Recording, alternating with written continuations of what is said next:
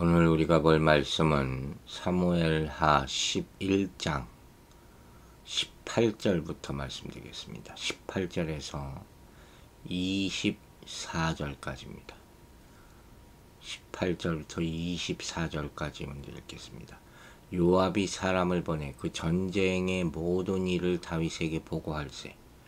그 전령에게 명령하여 이르되 전쟁의 모든 일을 내가 왕께 보고하기를 마친 후에 혹시 왕이 노하여 내게 말씀하기를 너희가 어찌하여 성에 그처럼 가까이 가서 싸웠느냐? 그들이 성 위에서 쏠 줄을 알지 못하였느냐? 여룻베셋의 아들 아비멜렉을 쳐 죽인 자가 누구냐?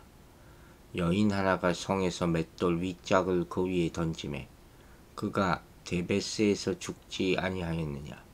어찌하여 성에 가까이 갔더냐 하시거든 네가 말하기를 왕의 종 햇사람 우리야도 죽었나이다 하라.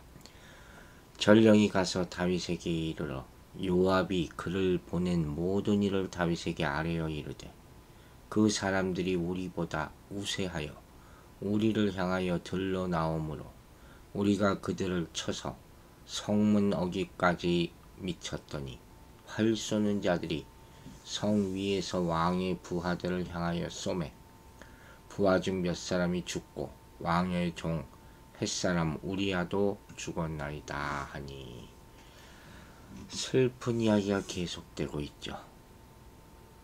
악할 대로 악해진 다윗과 그 악한 다윗의 맹목적으로 순종하는, 순종이라고 할 수 없죠 사실. 그 요압, 신하 요압, 그들의 대화에서 이들이 얼마나 악한 일을 저지르냐를 오늘 또 발견할 수가 있는 거예요. 역사는 이렇게 사람들 간의 대화들 가운데 드러나는 그런 죄악들이 있습니다. 먼저 18절과 19절을 볼게요. 요압이 사람을 보내 그 전쟁의 모든 일을 다윗에게 보고할세. 그 전령에게 명하여 이르되 전쟁의 모든 일을 내가 왕께 보고하기를 마친 후에 그랬어요. 다윗의 명대로 지금 우리야를 전투가 가장 치열한 곳에 배치해서 죽이는데 성공하지 않았습니까? 요압의 계략이죠. 다윗이 명한 그대로.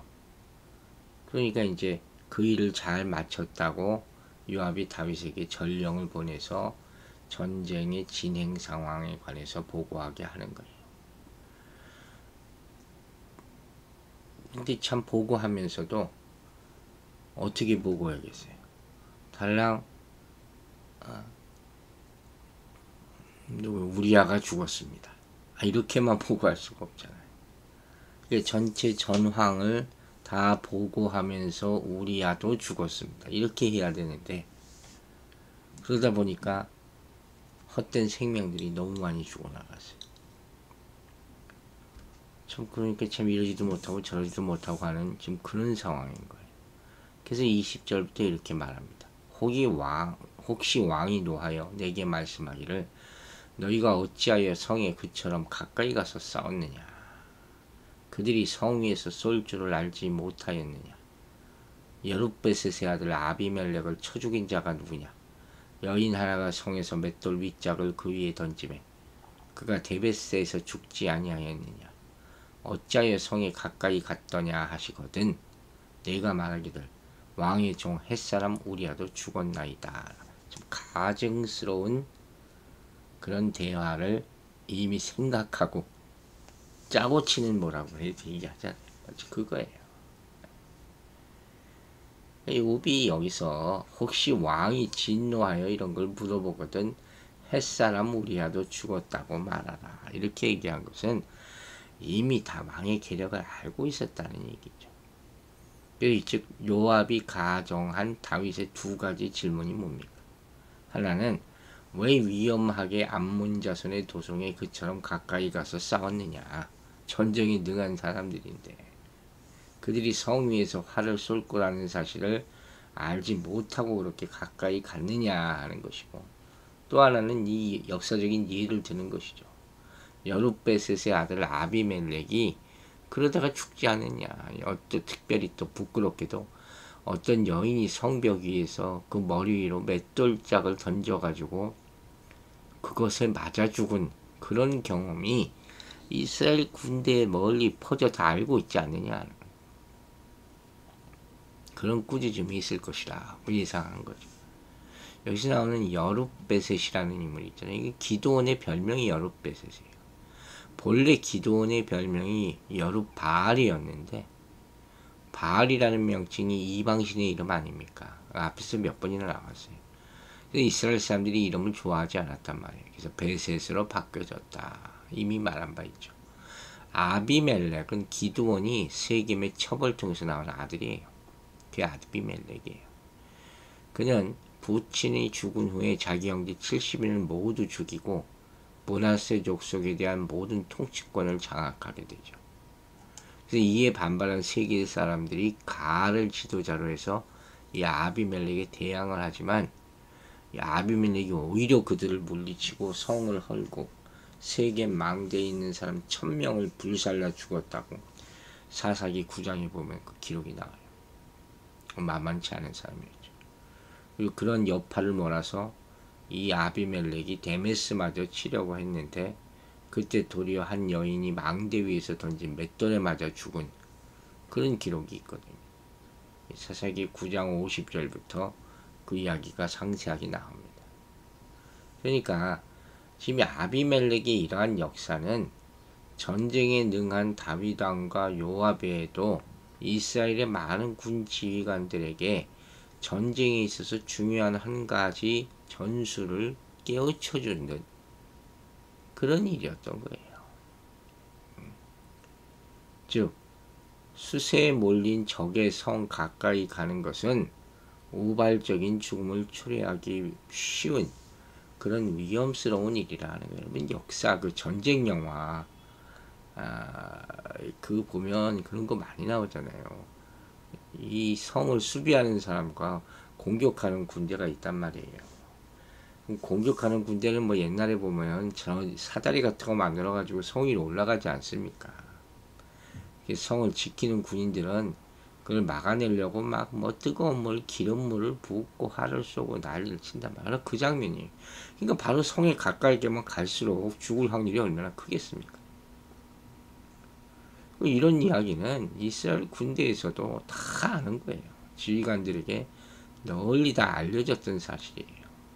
근데 이런 사실을 누구보다 잘 알고 있었던 요압이 암몬을 아빠성 근처에서 이스라엘의 귀중한 인재들을 다 죽게 만들었다는 사실이 만약 다윗에게 알려지면 다윗이 분노를 일으키지 않겠느냐는 거예요.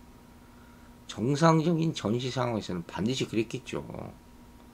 저 군법으로 다스려서 요압을 죽이게 할 수도 있는 잘못이죠. 큰 잘못이죠. 그래서 이러한 이유 때문에 왕의 진노가 있을 것을 예상한 요압이 전령에게 보고를 잘하라고 주문을 하고 있는 그런 장면이에요. 그런데 여러분 이제 충분히 짐작하시겠죠. 이 무슨 얘기인지. 여기서 한 가지 흥미로운 것은 참 성경을 보면 이런 게 재밌는 거예요. 지금 사실상 요압이 다윗에게 전달하고자 하는 내용을 교묘히 감추고 있다는 거잖아요.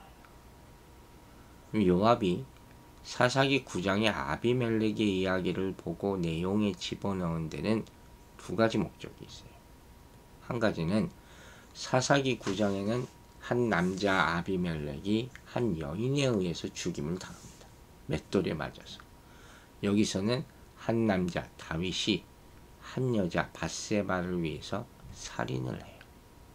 뒤집어진 사건이지만 그게 은연중에 대조되고 있는 거예요. 두 번째로 아비멜렉은 곁에 있던 신하에게 자기가 여인의 손에 죽었다는 소식이 퍼져나가지 않도록 칼로 자기를 죽여달라고 요청하거든요.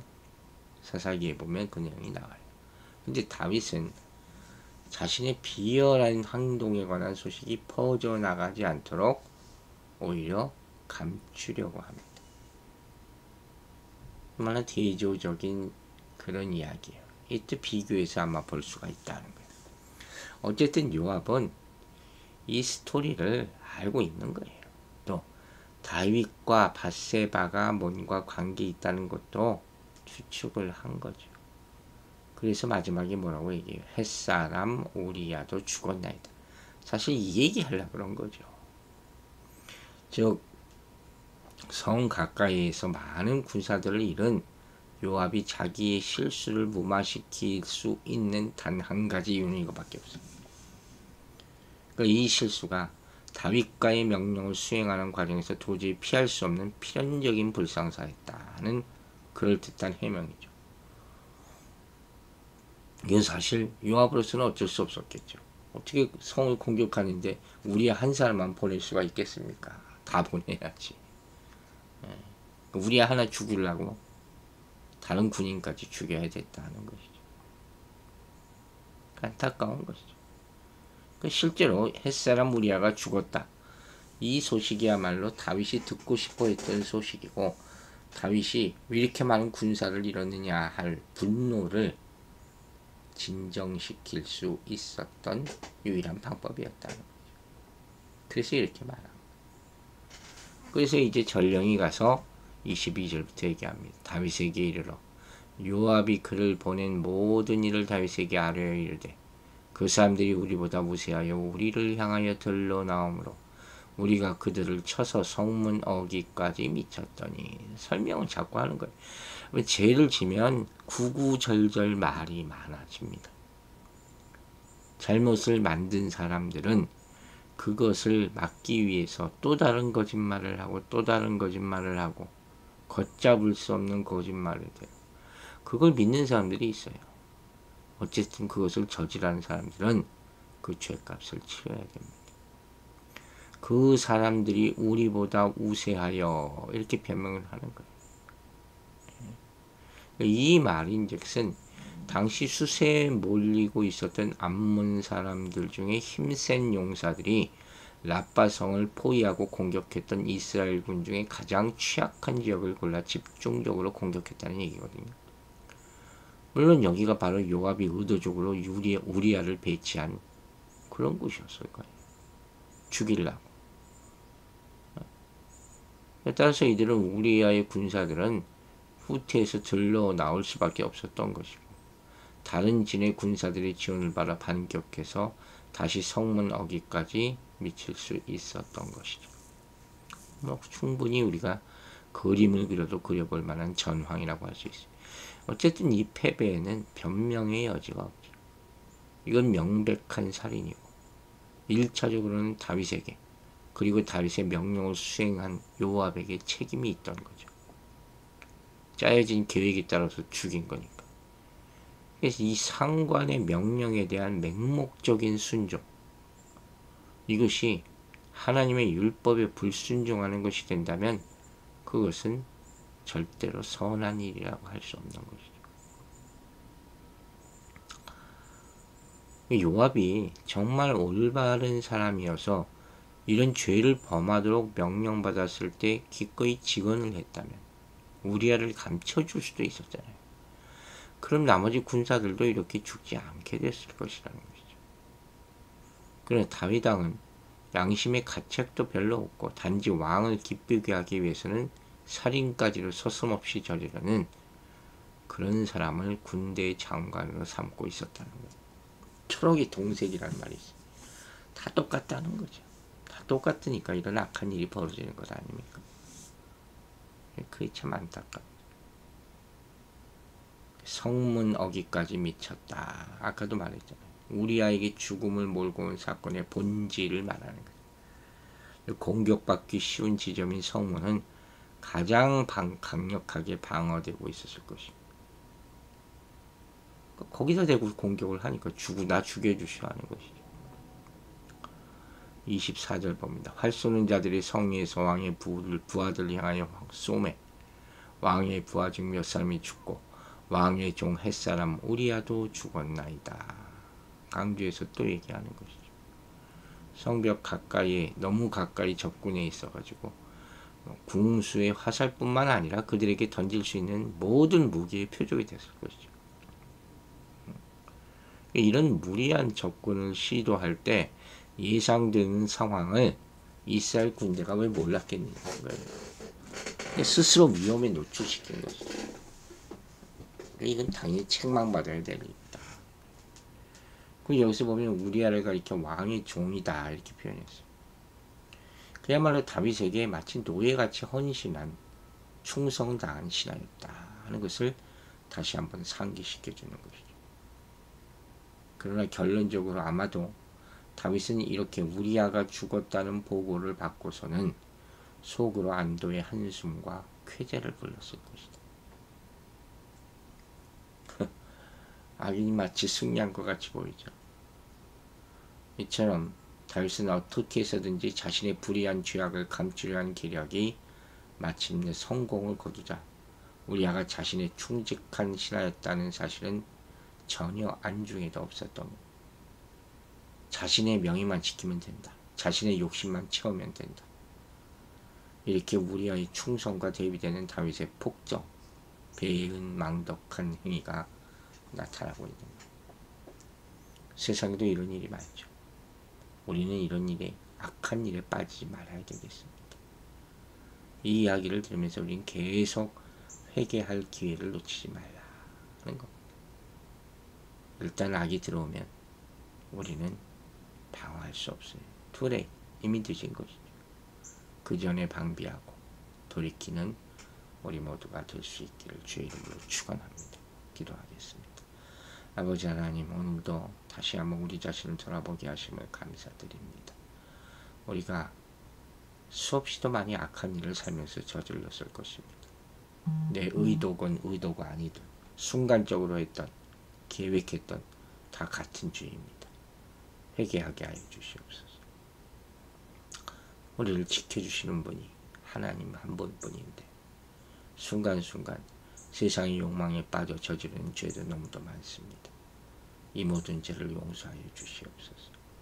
하나님이 우리를 고치시고 살리시는 것을 잊지 말게 하여 주시고 항상 겸손한 마음으로 모든 것을 내려놓고 순종하는 마음으로 주의 뜻에 따르도록 도와주시옵소서.